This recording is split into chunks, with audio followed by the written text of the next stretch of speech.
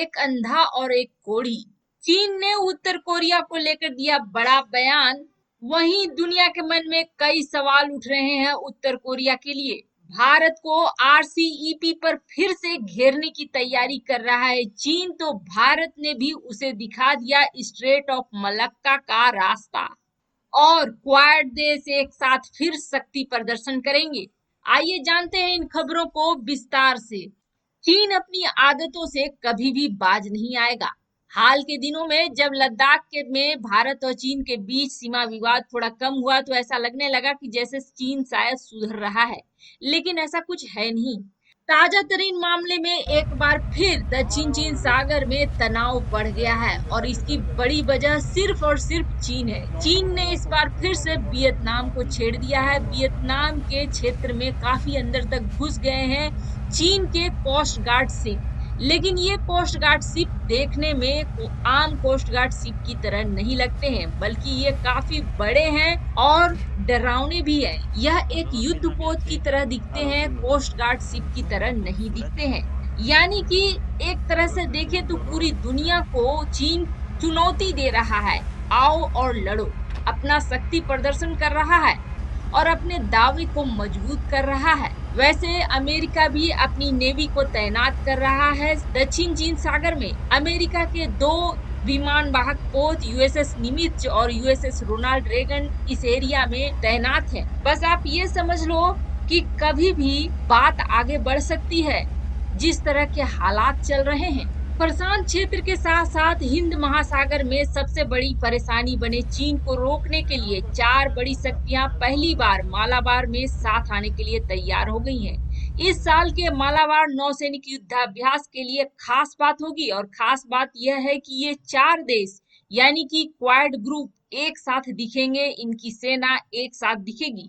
इसमें भारत, ऑस्ट्रेलिया के साथ साथ जापान और अमेरिका भी शामिल है।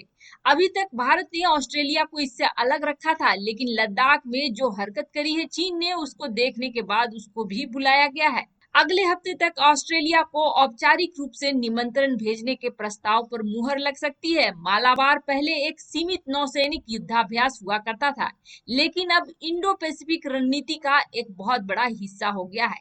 इसके तहत हिंद महासागर में चीन के बढ़ते कदमों को रोकने का एक बड़ा लक्ष्य है। जापान इससे 2015 से जुड़ा था। भारत ने 2017 में ऑस्ट्रेलिया को इसमें शामिल करने से यह सोचते हुए रोक दिया था कि पेइचिंग इसे क्वाड के सैन्य विस्तार के तौर पर देख सकता है, लेकिन सीमा पर बढ़ी तनातनी और चीन के आक्रामक रवैये को देखते हुए आखिरकार भारत ने अपना रुख खड़ा कर लिया।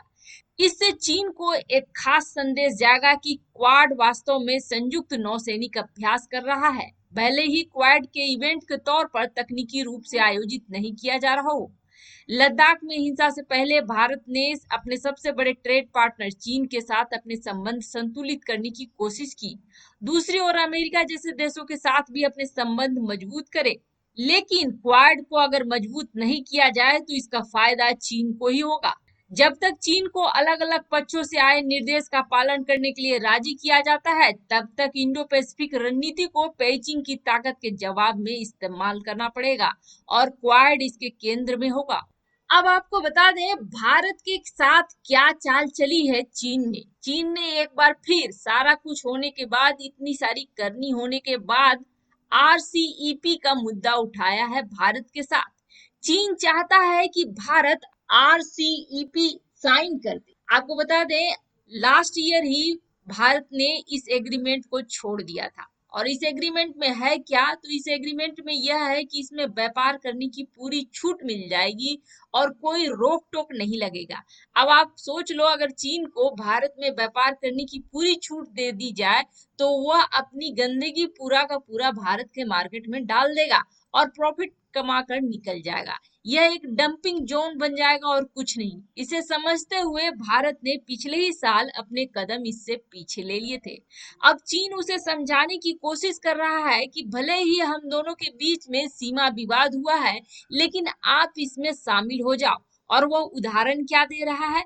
वह उदाहरण दे रहा है कि हमारी शिप ने वियतनाम की शिप को डुबो दी, लेकिन फिर भी वह इसमें शामिल हो रहा है। वही चीज ऑस्ट्रेलिया के साथ भी है। ऑस्ट्रेलिया फिर भी इसमें शामिल होना चाहता है। इसलिए भारत को भी अपने पुराने अड़ियल रवैये को छोड़कर इसमें शामिल हो जाना चाहिए। तर्कहीन देशभक्ति को हवा देने और चीन को दोष देने से कुछ नहीं होगा। जबकि आपको बता दें, इसके उलट प्रधानमंत्री मोदी ने यह निर्णय लिया है कि भारत ऐसे किसी भी समझौते में शामिल नहीं होगा, और अब तो बिल्कुल भी नहीं, जब सीमा पर इस तरह के तनाव हो चुके हैं। अब भारत आत्मनिर्भर बनेगा, और इस आत्मनिर्भर बनने के प्लान से चीन बहुत ज्यादा बौखलाया है। और जाहिर सी बात है, चीन का सबसे बड़ा मार्केट है भारत, और अगर भारत ही चीनी सामानों को बंद कर दे तो झटका तो लगेगा ही। इसका सबसे बड़ा उदाहरण है सोलर प्लांट, जो हाल ही में लगाया गया है भारत की तरफ से, जिसे एशिया का सबसे बड़ा सोलर प्लांट कहा जा रहा है।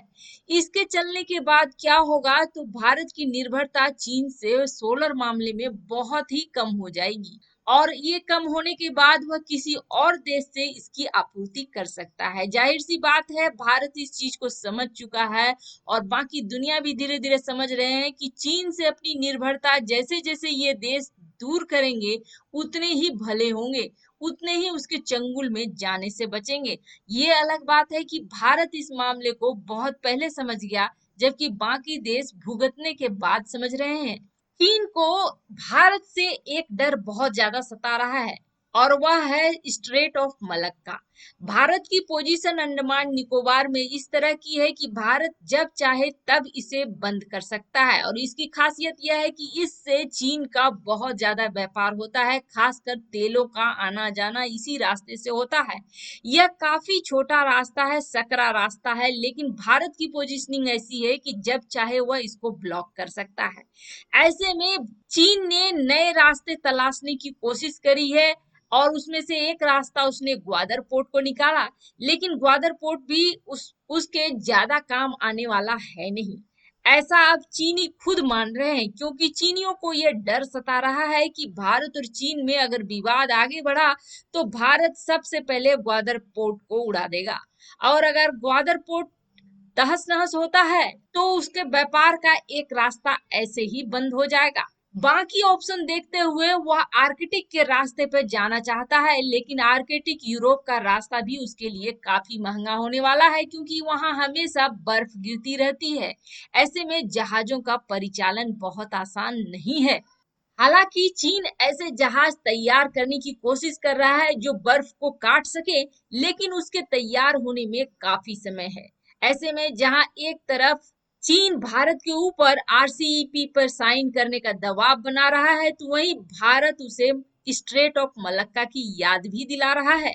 और अब जो बड़ी खबर आ रही है उत्तर कोरिया और चीन के बीच की, हम लोगों ने आपको अपने पिछले न्यूज में बताया था कि किस तरह से किम जोंग की बहन ने अपने भाई और ट्रम्प के बीच होने वाली मीटिंग को कैंसिल कर दिया, और आजकल किम जोंग बाहर दिखते भी नहीं है, उनकी बहन ही सारा चीज करती हुई दिखती है। हालांकि 2 जुलाई को वह एक बार सामने आए थे, लेकिन अब ऐसा कहा जा रहा है कि शायद किम जोंग नहीं है, और जो आए थे वह डुप्लीकेट थे। बहुत तरह की अंदेशा लगाई जा रही है जब से किम जोंग की बहन ने कैंसिल करा है ट्रम्प के साथ मीटिंग को। वहीं चीन का कहना यह है कि जैसे ही सत्ता बदलती है, वैसे अमेरिका को करना पड़ेगा उत्तर कोरिया के साथ समझौता, और उसके बाद चीन और उत्तर कोरिया बहुत बड़े पावर बन जाएंगे। चीन का कहना है कि अगर ट्रम्प दोबारा सत्ता में आते हैं तो भी उसको उत्तर कोरिया को छेड़ने से बचना पड़ेगा, क्योंकि उत्तर कोरिया धीरे धीरे शक्तिशाली होता जा रहा है। और अगर ट्रम्प नहीं भी आते हैं तो भी जो नई सरकार आएगी वह ऐसे ही फैसले लेगी, जिसकी वजह से नॉर्थ कोरिया और चीन का आपसी गठजोड़ बहुत मजबूत होगा। यानी कि खुल्लम खुल्ला चीन यह दिखलाना चाहता है कि नॉर्थ कोरिया किसी भी कीमत पे चीन के साथ है। लेकिन कहानी में ट्विस्ट अब आना बाकी है। ऐसा लग रहा है जैसे शायद कोई पहेली चल रही है उत्तर कोरिया में। उत्तर कोरिया इस वक्त खुद ही समस्याओं में घिरा हुआ है। किम की सही सिचुएशन पता नहीं चल रही है, या तो उनका स्वास्थ्य खराब है जिसकी वजह से वो बहुत कम दिख रहे हैं, और सारे फैसले उनकी बहन ले रही है, और नहीं तो जो अंदेशा किया जा रहा है किम के नहीं होने का, वह भी सच हो सकता है।